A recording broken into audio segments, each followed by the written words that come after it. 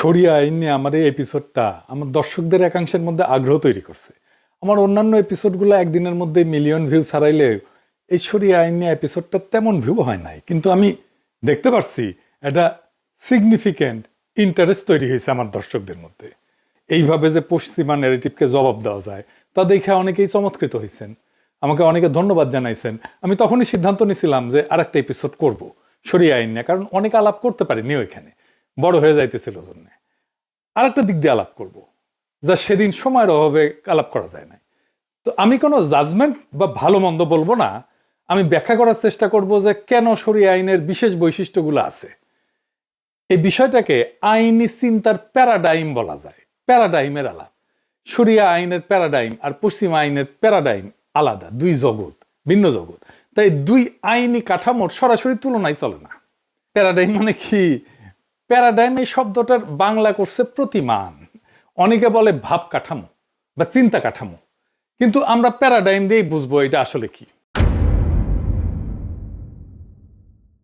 Paradigm মানে হইল দুনিয়াকে বোঝার এক এক রকম চোখ।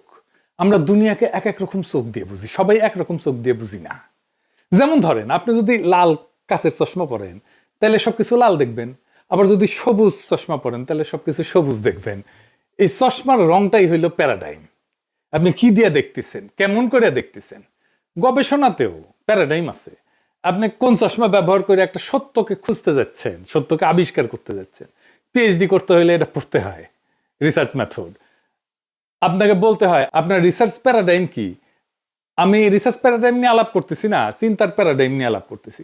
আমি আমার মতো করে উদাহরণ দিই, কিছু মনে করবেন না। আমার উদাহরণগুলো তো সেই কিছু বের হয়, বুঝছাও তো। যেহেতু আমি ডাক্তার, এটা ডাক্তারি বিষয় দিয়েই দেই আর কি উদাহরণ।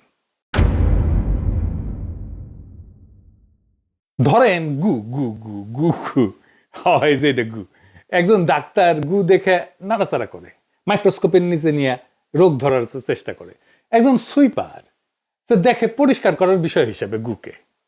একজন পথচারী সে দেখে একটা নোংরা বস্তু, এটা এড়াই যেতে হবে, ঘেন্নার জিনিস। একজন কৃষক গুকে দেখে জৈব সারের উৎস হিসেবে, সে কিভাবে এটা থেকে সার বানানো যায় সেটা দেখবে। তো গু নিয়ে যে সবার প্রতিক্রিয়া সেটা কি এক? সবাই কি গুকে এক চোখে দেখে? না। সবার দেখাটাকে আলাদা, ভুল না। এটাই প্যারাডাইম। কারো দেখায় কিন্তু ভুল না, আলাদা। সত্য ঠিক এইরকম, তার অনেকগুলো দিক থাকে।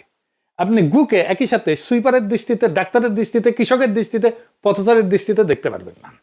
তো একটা গল্প আছে, মজার গল্প। তো এক লোক রাস্তা দিয়ে যাইতেছে, যে একটা রুটি পড়ে আছে, হাত দিয়ে দেখে নরম আর গরম, আর মুখে দিয়ে কয় ইয়াল্লা থু, কোন বেটা যে নেগে তুছে রুটিন নাকাল গু। তো আপনি সব চিন্তা কাঠামো একই সাথে ধারণ করতে গেলে গু মুখে যাবে।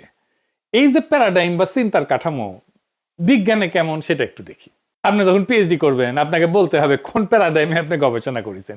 আপনি পিএইচডি করছেন না এখন, বাট যাই হোক এক সময় তো করবেন নিশ্চয়ই। আসলে এই বিজ্ঞানের প্যারাডাইমটা দেখি। ওই গল্পটা জানেন তো, শহরের যখন আসিছি তা চাচার নামে একটা কেস দিয়ে যাই।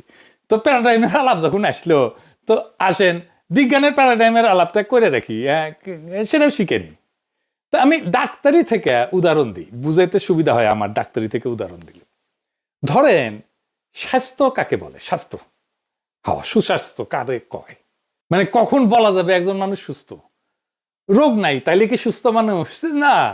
বিশ্ব স্বাস্থ্য সংস্থা স্বাস্থ্যের একটা সংজ্ঞা দিছে, শুধু রোগ না থাকাই না, বরং শারীরিক, মানসিক এবং সামাজিক ভাবে ভালো অবস্থায় থাকা, এটাই স্বাস্থ্য।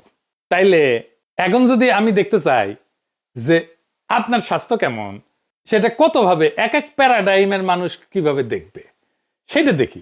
কোনোটা কিন্তু ভুল না, সবই ঠিক।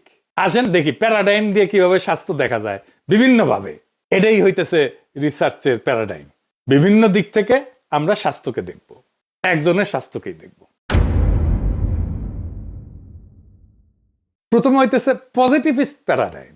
তো এই পজিটিভিস্ট প্যারাডাইমে যারা বিশ্বাস করে তারা মনে করে সত্য মাপা যায়, সংখ্যায় ধরা যায়, গোনা যায়। মানে স্বাস্থ্য মানে শরীরের জৈবিক দিক, রক্তচাপ কেমন আছে এটা মাপা যায়, ব্লাডের সুগার কেমন আছে এটা মাপা যায়, লিভারের এনজাইম কেমন আছে এটাও মাপা যায়। তো রক্ত পরীক্ষা করলাম, স্ক্যান করলাম, করে সব রিপোর্ট যদি নর্মাল থাকে তাহলে বলবো সুস্থ, তাই না? দুই নাম্বার পোস্ট পজিটিভিস্ট প্যারাডাইম। এরা কয় যে সত্যকে পুরোপুরি ধরা যায় না, শুধু আনুমানিকভাবে বোঝা যায়। ধরেন বললে যে রিপোর্ট জরুরি, কিন্তু অনিশ্চয়তা আছে। আপনি পরীক্ষা নিরীক্ষা করলেন, কিন্তু আপনি নিশ্চিতভাবে বলতে পারবেন না যে আসলেই তার স্বাস্থ্য ভালো আছে। নর্মাল আসলেও কবে পারবেন না, কইতে পারবেন সম্ভবত সুস্থ, তবে 100% নিশ্চিত না। 3 নাম্বার হইতেছে কনস্ট্রাকটিভ প্যারাডাইম, মানে সত্য একটা না, প্রত্যেকের নিজের অভিজ্ঞতা দিয়ে স্বাস্থ্যকে সংজ্ঞায়িত করে। যেমন ধরেন, স্বাস্থ্য শুধু রিপোর্টে নাই, মানুষ নিজে কেমন বোধ করতেছে, আপনার কি ভালো লাগিচ্ছে, শরীর ভালো আছে, ভালো লাগিচ্ছে, সুস্থ বোধ করছেন, কেমন অভিজ্ঞতা আপনার, সেটা গুরুত্বপূর্ণ। মানে আপনার রিপোর্ট সব ঠিক আছে, কিন্তু আপনি ভালো বোধ করছেন না, তাহলে কি আপনার স্বাস্থ্য ঠিক আছে? নাই তো। এরপরে 4 নাম্বার হইতেছে ক্রিটিক্যাল প্যারাডাইম, মানে ধরেন জ্ঞান এবং স্বাস্থ্য এটা নিরপেক্ষ না। মানে কি, মানে ধরেন ক্ষমতা, শোষণ, বৈষম্য দিয়ে নিয়ন্ত্রিত। স্বাস্থ্য মানে শুধু শরীর না, সমাজের ক্ষমতা, দারিদ্র্য, বৈষম্য সবকিছু স্বাস্থ্যকে প্রভাবিত করে। যেমন ধরেন আপনার টাকা নাই, আপনার যে পরীক্ষা করা দরকার ছিল সেই পরীক্ষাটা করা গেল না। আরেকজনের টাকা আছে, মেলা বড় বড় পরীক্ষা করা গেল, এবং ওই পরীক্ষায় দেখা গেল আপনার কিছু কিছু রোগ আছে, আর আপনার টাকা নাই, সব পরীক্ষা করতে পারলেন না।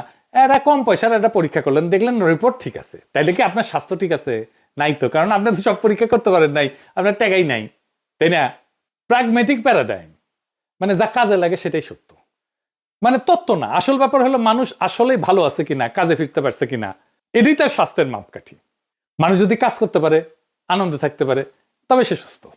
আরো প্যারাডাইম আছে, আমি আর সবগুলোতে গেলাম না। যেমন ধরেন পোস্ট মডার্ন প্যারাডাইম, মানে ধরেন কোনো একক সত্য নাই, স্বাস্থ্য বহু রকমের সংজ্ঞায়িত করা যায়। স্বাস্থ্য একভাবে সংজ্ঞায়িত করা যাবে না। কারো কাছে স্বাস্থ্য মানে শরীর ঠিক থাকা, কারো কাছে মানসিক শান্তিই স্বাস্থ্য, আবার কারো কাছে সামাজিক নিরাপত্তাই স্বাস্থ্য।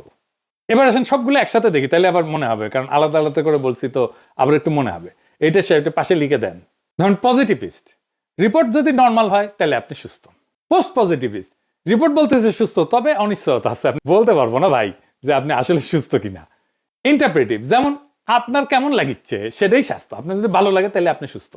ক্রিটিক্যাল, সমাজে অন্যায় অসাম্য থাকলে স্বাস্থ্য নাই, স্বাস্থ্য ঠিক রাখা যাবে না। প্রাগমেটিক, যা কাজে লাগে সেটাই স্বাস্থ্য। পোস্টমডার্ন, স্বাস্থ্য অনেক রকম, একক কোনো সংজ্ঞা নাই। তার মানে আপনি ধরেন পোস্টমডার্ন প্যারাডাইমের যে সমস্যা, সেটাকে পজিটিভিস্ট প্যারাডাইমের সলিউশন দিয়ে সমাধান করতে পারবেন না, পারা সম্ভব না। ব্রাত্য রাইসুর একটা কুতর্কের দোকান আছে, সে এমন প্রশ্ন করে মাথা ঘুরায় দেয়। এটা একটা ইন্টারেস্টিং ট্রিক। ধরেন আপনি এক প্যারাডাইম থেকে আলাপ করতেছেন, সে আর এক প্যারাডাইম থেকে প্রশ্ন করবে। মানে আপনি একজন পথচারী, পথচারী হয়ে কইতেছেন রাস্তার মধ্যে হ্যাগে রাখছে, এটা কিছু হইল, সি সি সি সি। প্রাপ্ত এসে এসে কবে হাগা দিয়া তো সার হয়, আপনি বিনা পয়সায় সার পেলেন, হ্যাগে রাখছে তো আপনার সুবিধা হইল, তো ভালো হইল না আপনার? ওনারা ধন্যবাদ দেন, হ্যাঁ বুঝি চাও। তাইলে প্যারাডাইমের আলাপ বুঝলেন। এইবার আসেন আমাদের মূল আলাপে আসি, শরিয়া আইন আর পশ্চিমা আইনের প্যারাডাইমের আলাপ।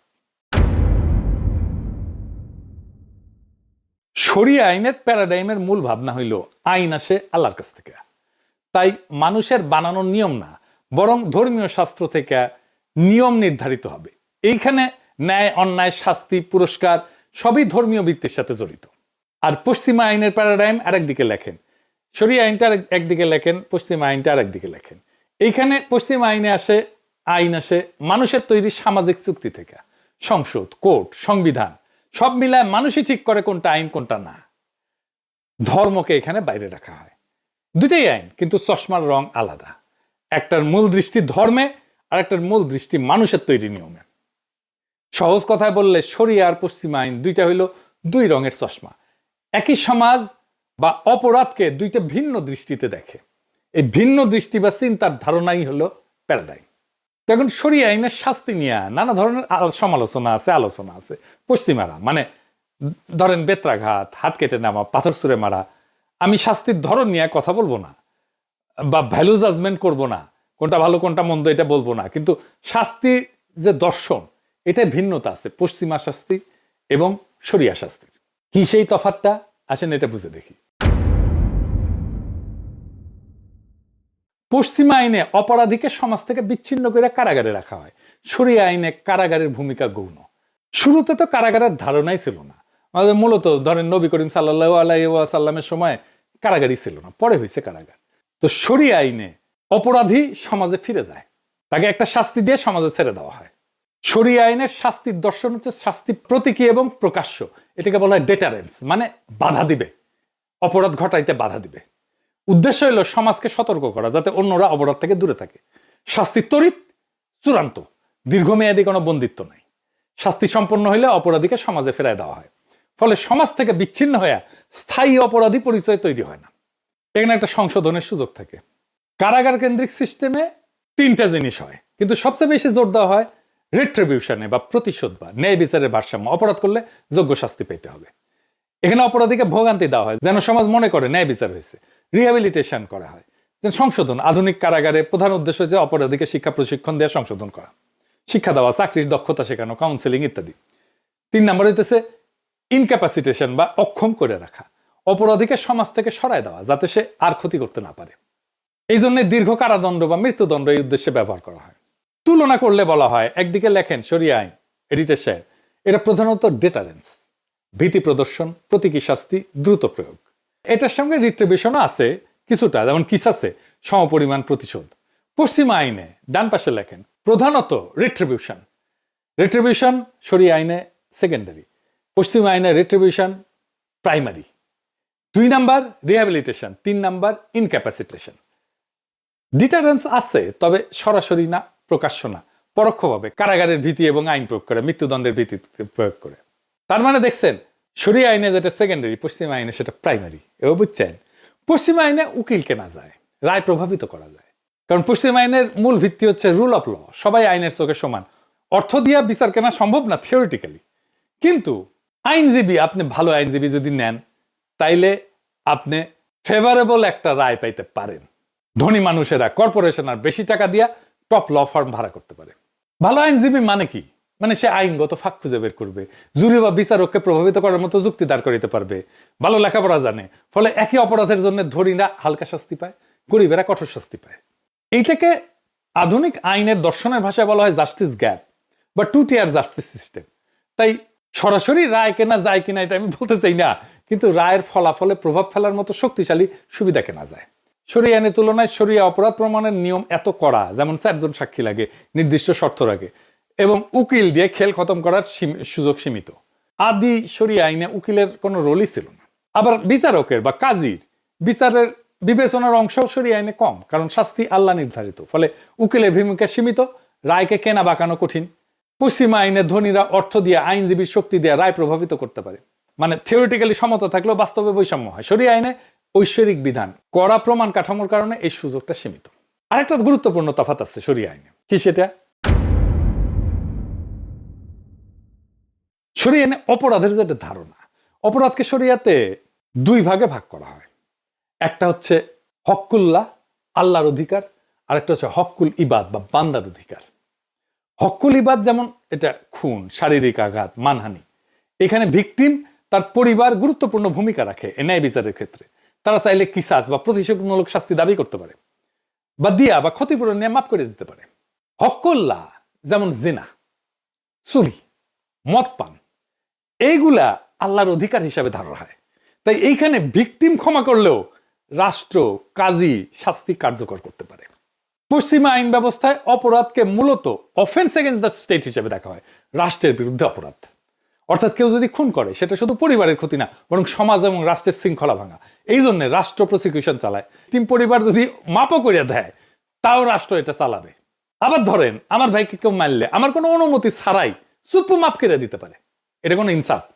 তো আমাদের পশ্চিমা আইনের ফাঁকগুলো দেখলেন তো, এই ফাঁকগুলো অবশ্যই শরিয়া আইনের দার্শনিক ধারণা পূরণ করতে পারে। বর্তমান আইনি ব্যবস্থাকে আরো বেশি ইনসাফপূর্ণ করার ক্ষেত্রে পশ্চিমা আইনই শেষ কথা না।